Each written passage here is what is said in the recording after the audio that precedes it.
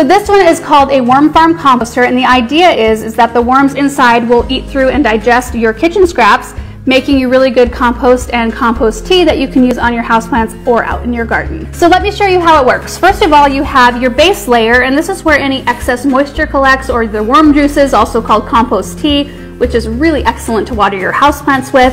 And then you can see at the bottom there's a built-in drain so that you can access that compost tea anytime. And then you have your filter, which keeps any debris or even some of the worms from falling down into that base tray. Then you have your trays, which is where I'm going to be putting the worms, and I'm only be starting with one out of the 2 trays in the beginning. Worm composting works pretty much the same as regular compost in that you need a balance of both carbon and nitrogen. So I'll grab some shredded paper and dried leaves first. This is the bedding for the worms, also called the carbon source, and fill the tray up about halfway. So the bedding helps control odor and moisture, helps with aeration, and it does provide feed for worms. Then I'll sprinkle some coffee grounds on top of that to provide a little grit, which is really good for the worms' stomachs.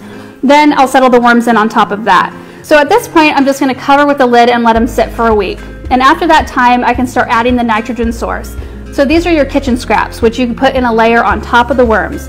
So the worms work through those kitchen scraps, digest them, and as you keep layering more on, you do want to make sure to add a handful of bedding along with the kitchen scraps every time to keep a good balance. So as soon as the worms reach the top of that first tray, that's when you can add your second tray on.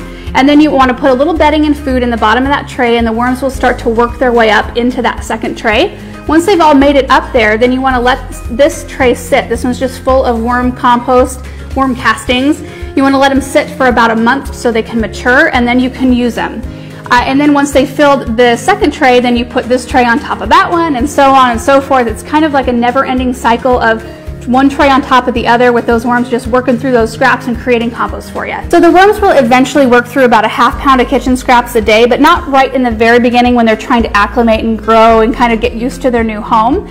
So if you have an excess of kitchen scraps, you can always put them in like a kitchen crock, like this one right here. It looks pretty, so you can keep it on your counter. But the cool thing about these is that they have a charcoal filter which fits up in the lid that filters out any odors, so you don't smell it in your kitchen. And then if you want to make it even more clean, you can get special compostable bags instead of using regular plastic, which you can't compost.